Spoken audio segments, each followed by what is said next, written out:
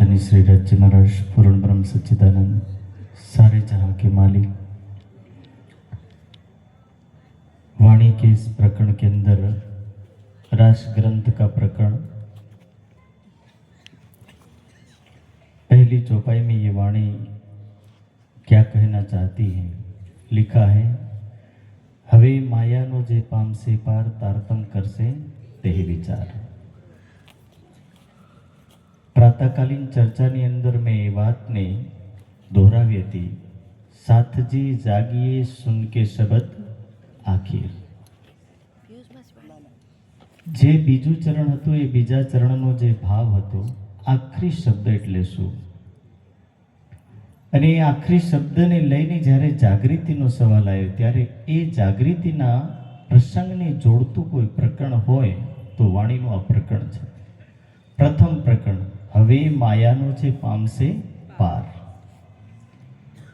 આજ સુધી જેટલા પણ દુનિયામાં શાસ્ત્ર થયા કે જેટલા પણ મતપંદ થયા, જ્ઞાનના જે કંઈ માર્ગ હતા એ માર્ગોના માધ્યમથી કોઈ બ્રહ્મવાણી સિવાય અન્ય માર્ગોથી પાર નહીં થઈ શક્યું। અને યદિ થઈ શક્યું હોય તો વાણીની અંદર કેવલ 5 જ વ્યક્તિનું નામ છે, એના સિવાય બીજા કોઈ વ્યક્તિનું નામ છે નથી। વાણીની અંદર એ વાતને સ્પષ્ટ રૂપથી કહ્યું છે, બહોત દોડી શૂન્ય તોડી આડી પડી નિરાકાર। કે જે કોઈ લોકો દુનિયામાં છે જેને દોડ કરી છે, દોડ કરી એટલે જે લોકોએ જ્ઞાનના માર્ગથી, ધ્યાનના માર્ગથી, સાધનાના માર્ગથી જેટલી પણ દોડ કરી, એ દોડ કરતા આધ્યાત્મિક વ્યક્તિઓ શૂન્યમાં જઈને સમાહિત થઈ ગયા।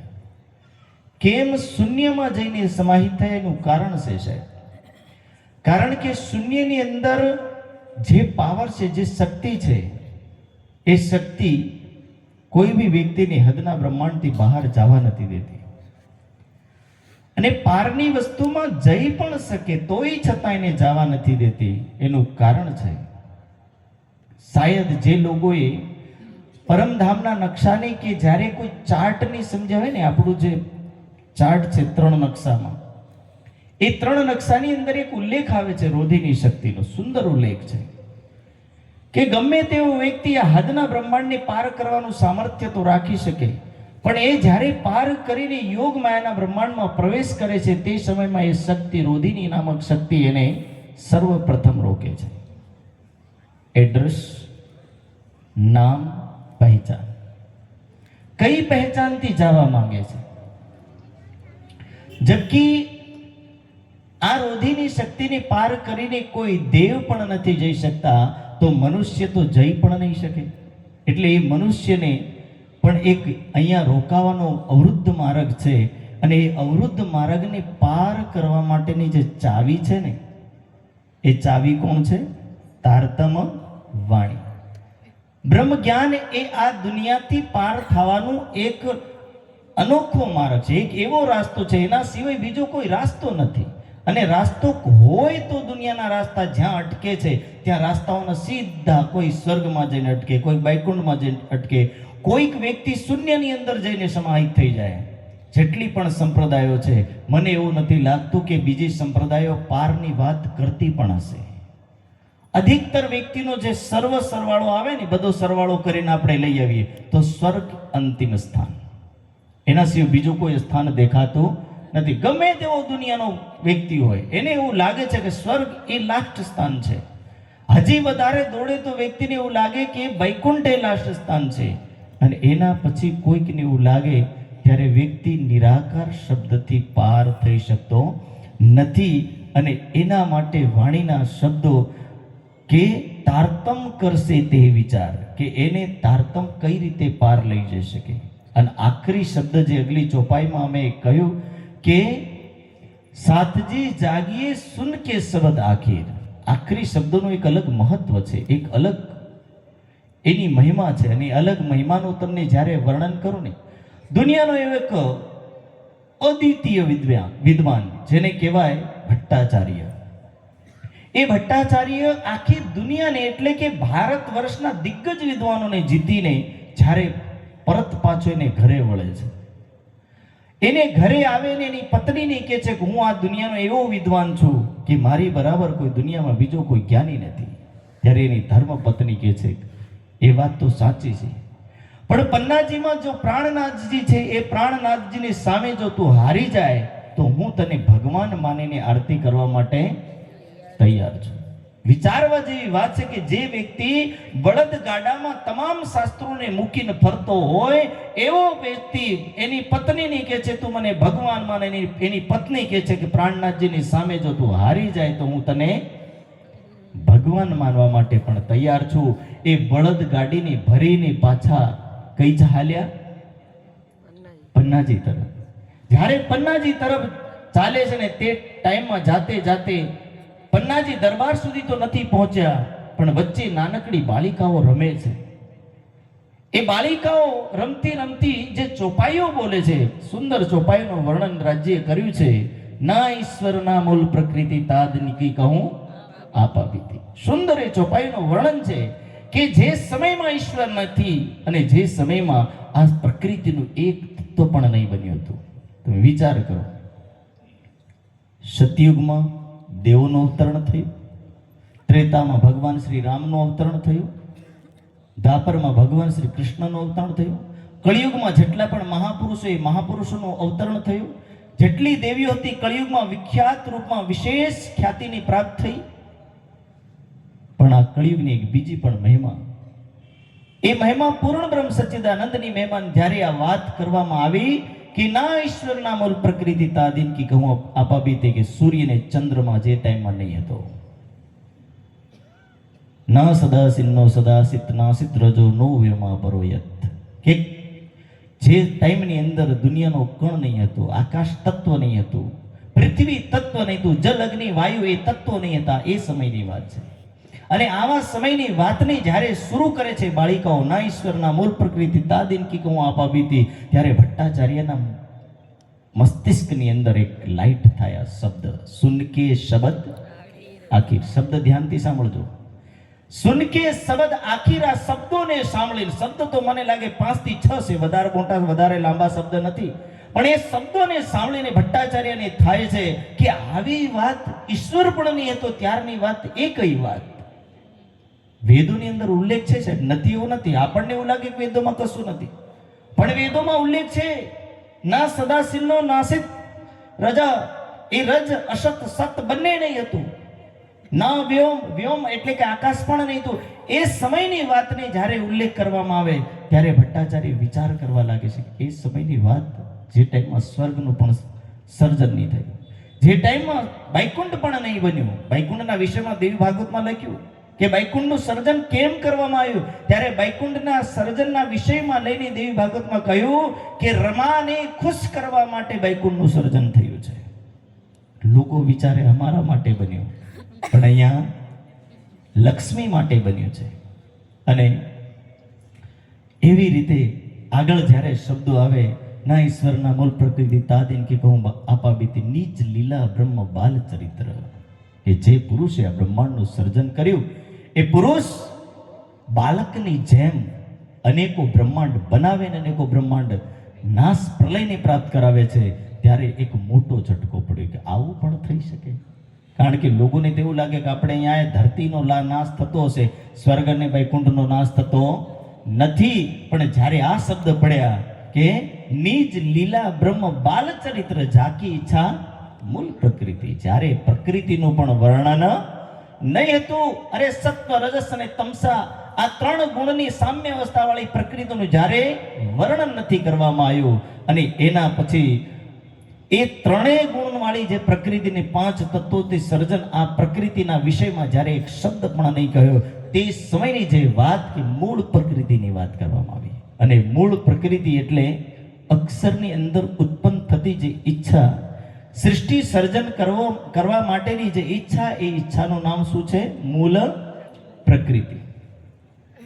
અને એ મૂળ પ્રકૃતિના વિષયને લઈને આ છોકરીઓએ, નાની નાની બાલિકાઓએ જે વાત કહી, ત્યારે સુન કે શબ્દ આખિર, ત્યારે મને આ શબ્દ લાઈન પાછી રિપીટ થાય કે આ શબ્દ જો ભટ્ટાચાર્ય નહીં સાંભળતો હોત તો શાયદ ભટ્ટાચાર્ય આખી જિંદગી એવા વિચારમાં જતો રહેતો કે મેં દુનિયાને જીતી, મારા સિવાય દુનિયામાં બીજો કોઈ જ્ઞાની નથી. પણ આ વાત તે સમયમાં એમનો અહંકાર તોડીને એમના હૃદયની અંદર એ જ્ઞાન અવતરિત કરે છે. અને એ જ્ઞાનના શબ્દો આ વાણીમાં કહે છે, તારતમ કરશે તે વિચાર. કે તારતમ શાસ્ત્રોનો નિર્ણય લાવવા વાળું એક જ્ઞાન છે. નિજાનંદ સંપ્રદાયનું બ્રહ્મ જ્ઞાન એ સર્વ શાસ્ત્રોને તોલતું એક જ્ઞાન છે. અને એ તોલતું જ્ઞાન જેને સમજણ પડે ને એ જ વ્યક્તિ આ જ્ઞાનને સમજી શકે. બાકી તો એવા વિચારે કે હશે કોઈ મોટી ચોપડી, ખબર નહીં કયો ધર્મ ગ્રંથ છે, ઘણો મોટો છે. આદા લોકો તને બ્રહ્મવાણીને દેખીને વળી જાય કે ખબર નહીં શું લખ્યું છે, લખ્યું હશે પણ વાણીની અંદર જે શબ્દો છે એ શબ્દોને જ્યારે વિશ્વાસ કરીને જ્યારે વ્યક્તિ આગળ વધે ને ત્યારે એને ખબર પડે. પણ જ્યારે આપણા લોકો તારતમ વાણીને સહારે આવ્યા પછી, તારતમ વાણીને સાંભળ્યા પછી જ્યારે બીજા દેવી દેવતાઓને પૂછતા હોય ત્યારે મને એવું લાગે છે કે વાણીના આ જ પ્રકરણમાં કહ્યું છે, અંધની આંખ હૃદય તણી. જેને ધ્યાનથી વાંચ્યું હોય ને, જે વાણી મંથન કરતો હોય ને ખબર હશે, અંધની આંખ હૃદય તણી આપણને બહાર ના માય. કે આંધળાને ભલે બહાર નહીં દેખાય પણ એની અંદરની આંખ તો છે ને છે. પણ વાણીને લીધા પછી કોઈ વ્યક્તિ બીજા માર્ગો પર દોરાઈ જાય ત્યારે સમજી જવું કે આની બહાર અને અંદરને બને આંખો નથી. અને વાસ્તવિકતા છે. મને એવું લાગે કે માન લો કે દુનિયાનું પ્રધાનમંત્રીનું પદ મળ્યું હોય અને વ્યક્તિ મરીને પાછો કે ના મારે તો MLA નું જ બરોબર હતું, તેને શું કહેવાનું? એને કશું નહીં કહેવાય, કારણ કે એને ઉપર જોતું જ નથી, એ નાનામાં બરોબર છે. એટલે આ વસ્તુ વાણી રાજ્ય કે છે કે તમને હું પરમધામના સિંહાસન પર બેસાડવા માંગુ અને આપણે શું કે ના મારે સ્વર્ગ બરોબર છે, તમે ઉપર લઈ જવા ના ઈચ્છો. કોઈકને વૈકુંઠ રૂચે છે, કોઈકને નિરાકાર પસંદ છે, પણ કોઈ પરમધામ જવા માંગતો નથી. એટલા માટે આ વાણીનો શબ્દ કહે છે, હવે માયાનો જે પામશે પાર, તારતમ કરશે તે વિચાર, બ્રહ્માંડમાં હે તારતમ સાર. દુનિયાની અંદર તારતમનો જે સાર વસ્તુ છે ને, તારતમનો સાર એટલે શું કે તારતમની અંદર જે વાણીની અંદર જે વાતો કહી એ વાતોને જ્યારે આત્મસાત કરીએ, એ વાણીને જ્યારે આપણે અપનાવીએ અને એ વાણીના શબ્દોને જ્યારે વિચારીએ કે એવી વાણી શું કહેવા માંગે, તો મને એટલી સમજણ પડે છે કે દુનિયાની અંદર એક શબ્દથી કોઈ જાગૃત થયો હોય ને, એ જાગૃત થતો પુરુષ કેશવ ભટ્ટ. કેશવ ભટ્ટની લાસ્ટ લાઈનો યાદ છે. એને ખાલી એટલું સાંભળ્યું, હદ પાર બેહદ હે, બેહદ પાર અક્ષર, અક્ષર પાર વતન હે, જાગીએ ન ઘર. આ કુછ શબ્દ અને આ શબ્દોને સાંભળીને, વાણીના શબ્દો સાંભળીને કેશવ ભટ્ટ નિજાનંદ સંપ્રદાયની અંદર જોડાઈ જાય છે. ગુજરાતને છોડીને દિલ્હીમાં જઈને તારતમ લઈને આવે. અહીંયા તો બેસવા કે ને તો વારંવાર મંચ મંત્રી બિચારો થાકી જાય, બેસજો ભાઈ બેસજો, એ ખાવાના રસોડામાં ઉભા રહે પણ અહીંયા આવે તો પરિસ્થિતિ એવી થઈ ગઈ. જેમ એક કહાવત કહી જાય કે એક વ્યક્તિએ એના બધા શિષ્યોને, ચોર શિષ્યોને કહ્યું કે બધું કરવું પણ ગુરુ નહીં કરવો, કથાકાર ગુરુ કરવો નહીં. શિષ્યો વિચાર કરતા થઈ ગયા, કેમ? તો કોઈ એના ચરણોમાં જઈને ચોરી કરતો બંધ થઈ જાય. અને ચોરી કરતો બંધ થઈ જાય એટલે એને બચાવવા માટે ચોરોના લીડરે કહ્યું કે આજથી કોઈ સત્સંગ સાંભળવા નહીં જવો જોઈએ. અને સત્સંગ સાંભળવા નહીં જવું એટલે ચોરોએ વિચાર્યું કે જો ભૂલથી આપણે જતા હોય ને સત્સંગ આવે તો કે કાનમાં આંગળી નાખીને નીકળી જવું, પણ સાંભળવાનો નહીં. પણ પરિણામ એવું આવ્યું કે એક દિવસ બધા ચોરી કરવા નીકળ્યા ને જે રાસ્તે જતા હતા એ જતા જતા એકના પગમાં કાંટો વાગ્યો ને કાંટો વાગ્યો એટલે એ બિચારો થોડાક સમય સુધી લંગડો ચાલે, પણ ક્યાં સુધી? કાઢવું તો પડે. એને વિચાર્યું કે થોડાક સમયમાં જતા જતા જો હું જલ્દીથી આ કાંટાને કાઢી દઉં તો મને આ પ્રવચન પણ ના સંભળાય ને મારો કાંટો પણ નીકળી જાય. જેટલી વારમાં એને આંગળી કાઢી કાનમાંથી કાંટો કાઢવા માટે, એટલી વારમાં સાધુ મહારાજ બોલ્યા કે ચુડેલના પગ ઉલટા હોય. જ્યારે આ શબ્દ સાંભળ્યો અને શબ્દ સાંભળીને એને પાછી આંગળી નાખી અગલા રાજ્યમાં ગયો, ત્યાં એક ફતવા જારી થયો. ફતવા જારી એટલે સૂચના પ્રસારિત થઈ કે જે કોઈ ચુડેલની પકડશે, જે રાજ્યમાં આતંક મચાવી રહી છે એવી ચુડેલની જો પકડીને લાવે તો એવા વ્યક્તિને રાજપાટનો આદો હિસ્સો મળશે. બોલો, ચોર વિચારવા લાગ્યો, કદાચ આપણા હાથમાં આવી જાય તો આપણને નહીં મળી જાય, ચોરી કરવાનું બધું બંધ કરી દઈશું. અને એ ચોરી કરવા માટે નીકળેલો ચોર, એની સામે એક બાઈ ભેટી, એની સામે એક બાઈ મળી, એકદમ બાળ ખુલ્લા, ભયાનક ચહેરો અને ખૂંખાર રૂપ લઈને જ્યારે સામે આવી ત્યારે એ કે છે, હું ચુડેલ છું. ઓલો ભાઈ કે તું ચુડેલ નથી. તને કઈ રીતે ખબર પડી? તો કે તારા પગ ઉલટા નથી. આવી વાત તે ક્યાંથી શીખી? બોલે 1 મિનિટ પહેલે ગુરુ કર્યો મેં. એ ગુરુનો એક શબ્દ સાંભળ્યો, વધારે શબ્દ મેં સાંભળ્યા નથી. એક શબ્દથી મને આટલું બધું લાઈટ થયું, આટલું જ્ઞાન થઈ ગયું કે ચુડેલના પગ ઉલટા, તારા પગ ઉલટા છે. પકડીને લઈ ગયો રાજ દરબારમાં. આ બાઈ ચુડેલનું રૂપ ધારણ કરીને આખા રાજ્યને સતાવે છે. અને જ્યારે આ વાત રાજાની ખબર પડી તો એના ભાઈને આદુ રાજપાટ મળ્યું. ભાઈ વિચારવા લાગ્યો, આ મારો ગુરુ, ચોરોનો ગુરુ, એથી આવી શિક્ષા નહીં આપતો, જો સતના ચરણોમાં રહેતો તો આજ મને એક સતનો શબ્દ મળ્યો તો આખું આદુ રાજપાટ મળ્યું. જો 1000 સતના શબ્દ મળતા તો આખું રાજપાટ મળતું. વાસ્તવિકતા છે. વાણી એ કહે છે કે વાણી કયા સતના શબ્દની વાત કરે? બ્રહ્માંડ માહે તારતમ સાર, તારતમના શબ્દ એ સામાન્ય રાજપાટની વાત નથી કરતા. તમને એવું લાગે કે મહારાજ કહાની અને ગપોડા સંભળાવીને કોઈને મજા આણવે છે, પણ હું મજા નથી લાવવા માંગતો. હું એટલું કહેવા માંગુ છે કે દુનિયાનું જે રાજપાટ છે એને તમે ગમે તેટલું બાદ ભરો, એ તમારા હાથમાં રહેવાનું નથી. જેટલું પણ તમે ભેગું કરો એ તમારા હાથમાં નથી રહેવાનું. પણ રાજ્ય જ્યારે તમને અહીંયાથી લઈ જઈને પરમધામના સિંહાસન પર બેસાડશે તો અનંત સંખ્યામાં જે પરમધામ છે એવા પરમધામને જ્યારે આપણે જોઈશું ને એના સિંહાસન પર ઉપર બેસશું તો વિચાર કરો કે એક શબ્દના કારણથી આખું પરમધામનું રાજપાટ મળે છે. મળે કે નથી મળતું? મળે છે.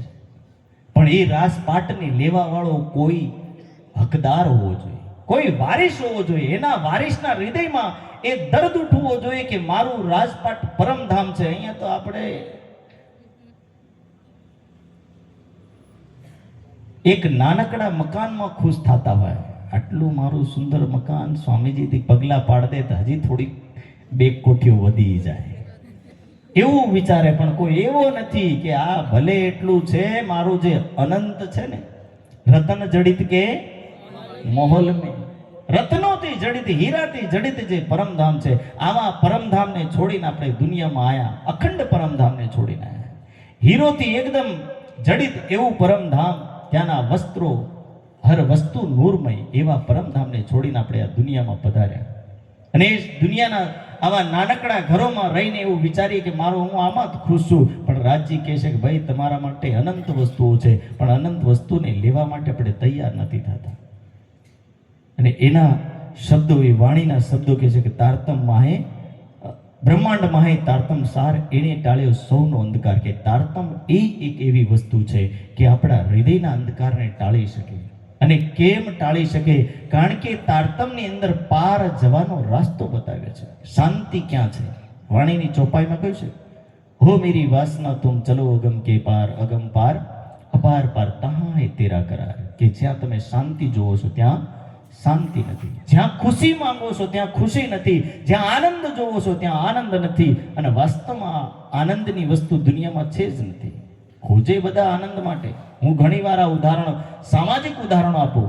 કોઈક વ્યક્તિના મનમાં થાય કે મારો છોકરો મોટો થાય, 20-25 વર્ષમાં સુંદર એ છોકરાને હું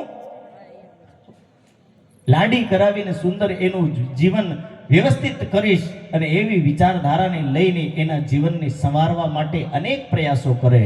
25 વર્ષમાં છોકરાનું લગ્ન થાય, લગ્ન થયા પછી 10 દિવસમાં વહુ રોટલો નહીં આલે, ત્યારે ખબર પડે કે આ 25 વર્ષની મહેનત પાણીમાં જતી રહી. ત્યારે જ્યારે ખબર પડે કે એને આ 25 વર્ષનું ગહાય ને એ ગહાયાનું મતલબ શું થાય, ત્યારે એને ખબર પડે કે આ મહેનત નહીં કરતો હોત અને 25 વર્ષના રૂપિયા આરામથી બેંકમાં નાખીને ખાતો પીતો ને પડી રહેતો ને તો સુખી જિંદગી જીવતો. અને સાહેબ, આ એક જાળ છે, એવી જાળ જેને જાળમાં વ્યક્તિ નીકળી નહીં શકે. પરમાત્માએ જે સર્જન કર્યું ને એ એમ નથી સર્જન કર્યું, એને ખબર હતી સૃષ્ટિનું પહેલું તત્વ જેનું સત્વ રજસ તમસ સામ્યાવસ્થા પ્રકૃતિ મહત્યાની બુદ્ધિ, અને એ મહતની સાથે મોહતત્વ પણ સાથે ઉત્પન્ન કર્યું છે. બુદ્ધિ આલી, બુદ્ધિને કંટ્રોલ કરવાનું રિમોટ પણ ત્યાંનું ત્યાં પકડાવી દીધું. હવે એ રિમોટ ફેરવે માણસને કે કઈ રીતે એને ફેરવવું ગોળ ગોળ ચક્રમાં. એના માટે જ્યાં બુદ્ધિ છે ત્યાં રિમોટ છે, જેનું નામ મોહતત્વ રિમોટ. આ રિમોટ હર માણસને ખેંચે છે. જેમ કે ને ધરતીથી જવા વાળી કોઈ બી વસ્તુને આકર્ષિત ધરતી કરે છે, એનું ગુરુત્વ આકર્ષણ એને આકર્ષિત કરે છે. ખાલી ધરતી આકર્ષિત નથી કરતી, ધરતીના સાથે સાથે માનવો પણ એકબીજાને સાથે આકર્ષિત થાય છે. એટલે એ માનવોનું ગુરુત્વાકર્ષણ ને માનવ આકર્ષણ કહેવાય. અને આ માનવ આકર્ષણ માનવને એ ગોળ માયામાં ગોળ ગોળ ફેરવ્યા કરે. અને એનાથી જે દિવસે મનુષ્ય નીકળશે ત્યારે આ શબ્દ સિદ્ધ થશે કે એણે ટાળ્યો સૌનો અંધકાર. ત્યારે આ તારતમ વાણી હૃદયના અંધકારને શાયદ પ્રકાશિત કરી શકશે. અને એ જો પ્રકાશિત કરવું હોય તો વાણીમાં લખ્યું, અને શાસ્ત્રોમાં પણ એ વાત કહી, તમ આત્મસ્તમ અનુપશ્યંતિ ધીરા તેસમ સુખમ શાશ્વતમ ન ઇતરેશામ. કે યદि વાસ્તવમાં સુખ ચાહતે હો, वास्तव में आनंद चाहते हो तो बोले तम आत्मस्तम अनुपश्यंति धीरा, कि उस परमात्मा के ध्यान में डूबो, उस परमात्मा के आनंद में डूबो।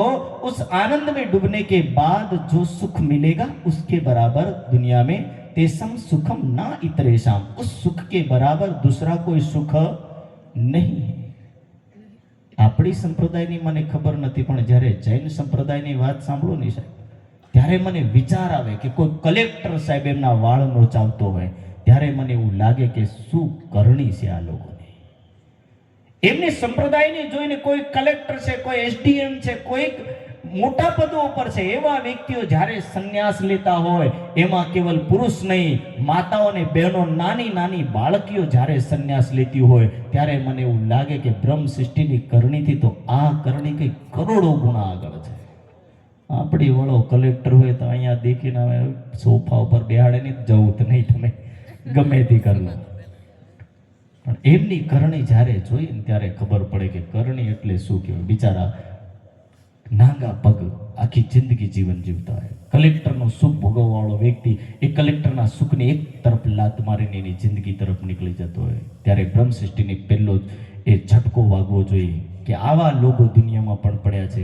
સંસારના જીવોમાં આટલું પાવર છે, એ આટલી કરણી કરી શકે તો નિજાનંદ સંપ્રદાયની આત્માઓને એટલી તો કરણી હોવી જોઈએ કે એ પણ કંઈક તો કરી શકે. અને એના માટે આ એણે ટાળ્યો સૌનો અંધકાર, કે અંધકાર તો આપણો ટળવો જોઈએ, જવો જોઈએ. વાણીમાં લખ્યું, એના વાણીના જે શબ્દો છે વાણીમાં કહ્યું છે, એ તારતમ રસ વાણી જાકો પિલાઈએ, ઝેર ચડ્યું ભૂમકો સુકો હોય તાકો. એ તારતમ રૂપી શબ્દ જ્યારે જેના હૃદયમાં ઉતરે છે એવા વ્યક્તિને જ્યારે આ સંસારનું ઝેર એટલે કે સંસારનો નશો મદમત્તા આજે અંદર પડી છે એ વસ્તુ ધીરે ધીરે એની નીકળી જશે. જે લોભ છે, જે પ્રવૃત્તિઓ છે, એ પ્રવૃત્તિઓ જ્ઞાનના માધ્યમથી ધીરે ધીરે નીકળશે, બહાર આવશે. અને એ બહાર આવશે ત્યારે આ અંદરની ધીરે ધીરે સફાઈ થઈ અને ધીરે ધીરે આ સંસારથી પાર થશે. અને જ્યારે પાર થશે ત્યારે આ શબ્દ અગલા કહ્યા કે લોક 14 માયાનો ફંદ. એવું નહીં સમજતા ખાલી પૃથ્વી ફંદો છે, લોક 14 માયાનો ફંદ. તમે ઉપર જાઓ ને, ઉપર પણ લઈ જઈ અને પાછું વાળીને લાવે કે નહીં લાવે? સ્વર્ગ જાઓ પાછા વાળીને લાવે, વૈકુંઠ જાઓ પાછા વાળીને લાવે. શું છે? લોક 14 માયાનો ફંદ છે. એક તરફથી તમને સુખ દેખાડે છે, બીજી તરફથી તમને પાછું દુઃખમાં લાવીને ઊભો કરી દે. એ ફંદો છે. એટલે એ ફંદામાંથી બહાર કાઢવા માટે વાણી કહ્યું સહુ છલતણાએ બંધ. આ બધા બંધ છે સંસારની અંદર રહેવાના, અને એ બંધમાંથી જે મુક્ત થશે ત્યારે એને ખબર પડશે કે સમજ્યા વિના સહુએ અંધ.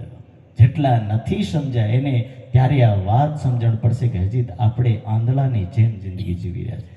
પણ તોય છતાં ઘણાને એવું લાગે કે જ્યારે કોઈ વ્યક્તિ મરી જતો હોય ત્યારે એવું લાગે કે ધીરે ધીરે આપણે હવન કરાવી શું વાંધો આવે, આ પારાયણ કરાવવાની શું જરૂરત છે? ઘણા તો ભાઈ પારાયણનું નામ સાંભળે ને દાદા વિરુદ્ધમાં ઊભા થઈ જાય. અરે પારાયણ કરાય કેમ? આપણું બાપ દાદાનું ચાલતું આવતી વસ્તુ છે. પારાયણ ના કરાય, હવન સિવાય બીજું કરાય નહીં.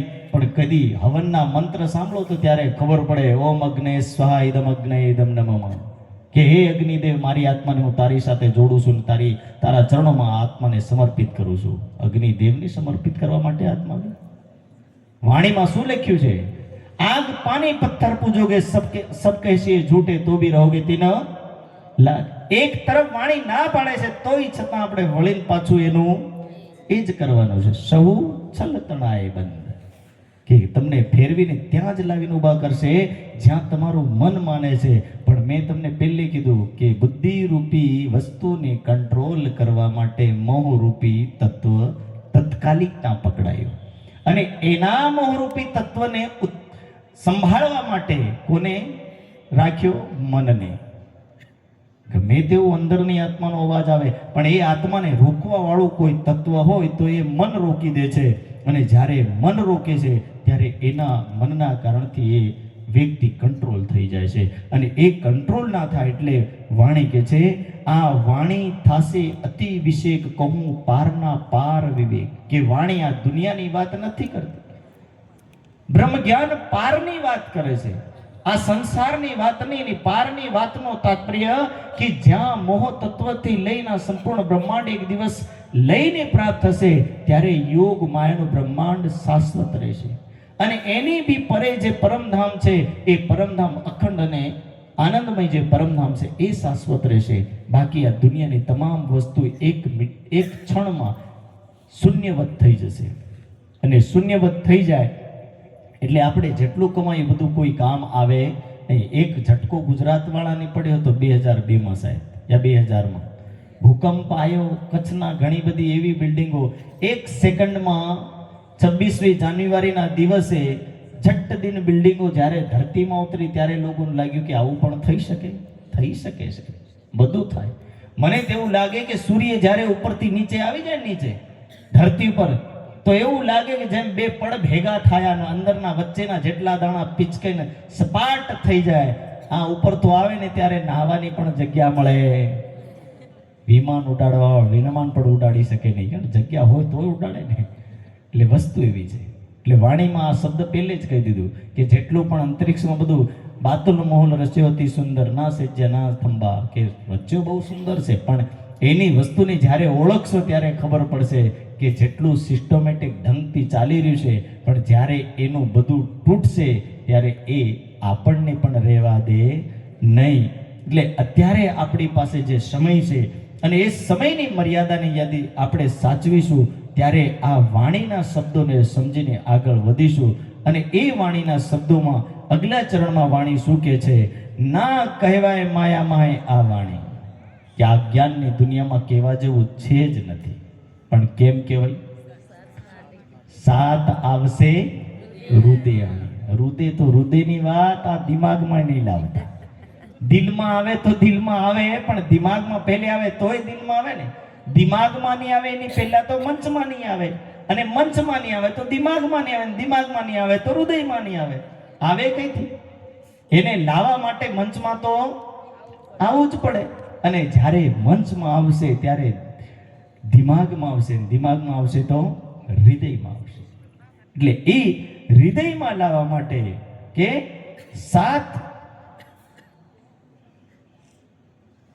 सात माटे कहवाणी, ये वाणी सात के लिए कही.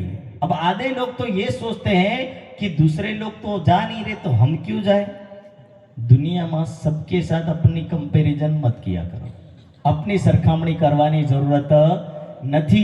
દુનિયામાં અરબો ખરબો જીવ સૃષ્ટિ છે અને અરબો ખરબો જીવ સૃષ્ટિ તમારી સાથે આવવાની પણ લઈ જવા માંગો તો લઈ જજો પરમધામ, બાકી ઈ આવે નહીં. રાજ્ય સ્પષ્ટ કર્યું છે કે જેટલા પણ જીવ છે એ યોગ માયાથી પરે એક વસ્તુનો કદમ પણ ભરી શકે નહીં. જબરાઈ નહીં જઈ શકે તો દુનિયાના જીવોને જવા માટેનો એક દરવાજો ખોલ્યો. સાતમા સાગરમાં વર્ણન છે કે જીવ પરમધામમાં જઈ શકે પણ રહી શકે આ મહેમાનગીરી જેવું છે.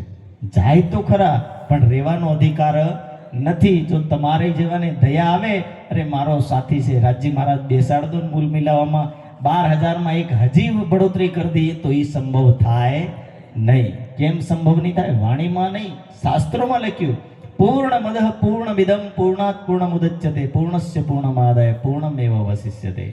કે જે પૂર્ણ છે એમાં તમે વધારે નાખી નહીં શકો અને એમાંથી કાઢી નહીં શકો. જ્યારે એમાં નાખવાનો સવાલ જ ઊભો નથી થતો તો એક જીવને એડ કરવાનો સવાલ પણ થઈ શકે નહીં. પછી વિચારજો કે હવે આપણે આ બધા મંચમાં નથી આવતા, એમને સાથે લઈ જવું કે નહીં લઈ જવું? જે આવે છે એ સમજ લો કે પાકા છે, અને જે પાકા છે એની સાથે બેસવું એ જ આનંદ છે. જે પાકા નથી એનાથી બેસાતું પણ નથી, એ બેસી પણ નહીં શકે. કારણ કે વાણીના જે શબ્દો છે બધા માટે નથી. આ તો કોઈક વિરલા પુરુષો માટે છે, કોઈક બ્રહ્મુનિઓ માટે છે. ને આવા શબ્દો કેવલ બ્રહ્મુનિ સહન કરે, બધાથી આ સહન થતા પણ નથી. આ વાણીના શબ્દોને સાથે સાથે દુનિયાના ઉદાહરણો પણ આ વાત કહી છે કે કેસરી સિંહનું દૂધ કેવલ કનકના પાત્રમાં ઠરે, બીજામાં કોઈમાં રહેતું પણ નથી. ઘણા શબ્દ સાંભળીને જાય, ખબર નહીં પ્રણામ્યમાં ગયો હતો પણ ખબર નહીં બોલે હું બોલે ખરા બ્રહ્મસિષ્ટિ બ્રહ્મસિષ્ટિ, પણ હજી ગળે ઉતરતું નથી. આવું થાય ઘણી વાર. અને જે આત્મા હશે એને બ્રહ્મસિષ્ટિ શબ્દ પડે ને ત્યારે એને આનંદ થાય કે કદાચ મારું નામ લેવામાં આવ્યું, મારા માટે કોઈ શબ્દ કહેવામાં આવ્યો. એટલે વાણીના શબ્દોનો અગલો શબ્દ છે ભારે વચન છે નિર્ધાર. સાંભળજો, આ લાઈન ટુ લાઈન એક લાઈન એક ચરણ દોહરાવજો. ભારે વચન છે નિર્ધાર. ભારી છે, દુનિયાનું નથી કે ભાઈ જેમ તમે સાંભળો છૂટા થાવ. આદા ત્યારે ઘણા એવા પણ વ્યક્તિઓ છે પ્રવચનો કરે છે ને કથા પણ કરે છે, બોલે ગમે તેવો તમે પાપ કર્યો 2 લાખ રૂપિયા આપી દેજો ને તમને હું પાર પહોંચાડી દઉં. એટલે મારા વાલા કથાની અંદર 2 લાખ સેવા આપી અને છૂટા થાય. ગુરુજીએ આશીર્વચન આપ્યો છે કે મારે તો મુક્તિ મળવાની જ છે, એટલે એ પાછા અગલા પાપ રેડી કરી દે. અગલા કેટલા કરવા? 50 કરોડનું કૌભાંડ કરવું હોય તો એમાં 2 લાખ રૂપિયા દાન આપીને છુટકારો માંગતા હોય. પણ વાણી એવું નથી કહેવા માંગતી. વાણી તો કહેવા માંગે છે કે હૃદયનું આ જ્ઞાન છે, હૃદયથી જોડેલી આ વસ્તુ છે.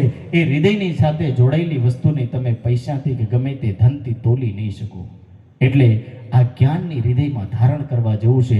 અને જ્ઞાન મને જ્યાં સુધી એવું લાગે મારો ટાઈમ તો પૂરો થઈ ગયો, જ્યારે જ્યારે ચર્ચા લઉં ત્યારે મારો વિષય નહીં પૂરો થાય ને પેલો ટાઈમ પૂરો થાય.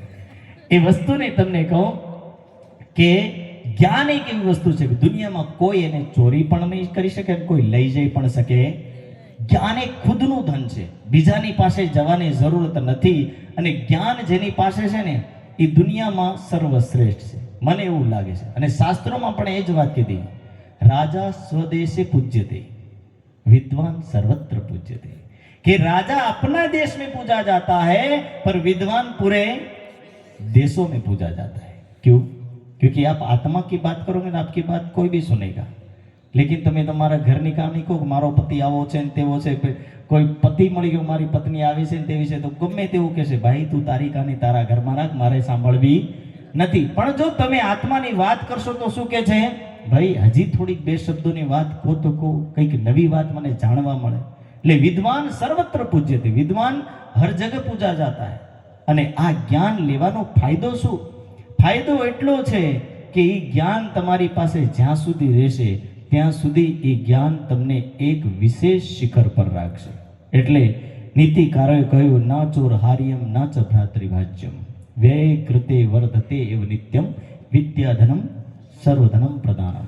કે સભી વસ્તુઓ મેં સર્વ પ્રધાન કોઈ હોય, વાપરવાથી વધારે વધે એવી કોઈ વસ્તુ હોય તો એ જ્ઞાન. બાકી રૂપિયા વાપરવાથી કમ થાય, ઘરને પહેરવાથી ઘવાઈ જાય, ઘરને કલર કર્યા પછી રહેવા જાવ એટલે ધીરે ધીરે ઘરનો કલર જૂનો થઈ જાય, કપડાં પહેરવાથી ધીરે ધીરે ફાટવા લાગે.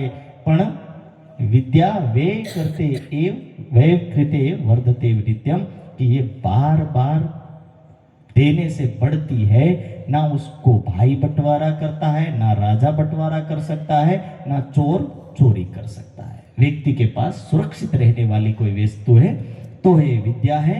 इसलिए ये जो लास्ट चौपाई है, इतनी बात कही, भारे वचन से निर्धार, सात करसे एह विचार। आ वाणीना विषयने लઈને કોઈ સુંદર સાત વિચાર કરશે, જો ના કહું સતનો સાર તો કેમ સાત પહોંચશે પાર। ઘણાને એવું લાગે કે મહારાજ કડવું બોલે, પણ કડવું એટલે બોલવું પડે છે, કારણ વાણી કહે છે કે ના કહું સતનો સાર તો સાત કેમ ઉતરશે પાર। નહીં કહું તો સુંદર સાત પાર પણ ઉતરે નહીં। એટલે સરળ શબ્દોમાં એટલી જ વાત કીધી, સાથ મળીને સાંભળો, જાગી કરો વિચાર, જેણે અંજવાળું આ કર્યું પરખો પુરુષે પાર। કે પારના પુરુષને, પારના ઘરને જાણવા માટે વાણીનું ચિંતન, વાણીનું જ્ઞાન ગ્રહણ કરવું એ આપણું પરમ કર્તવ્ય છે।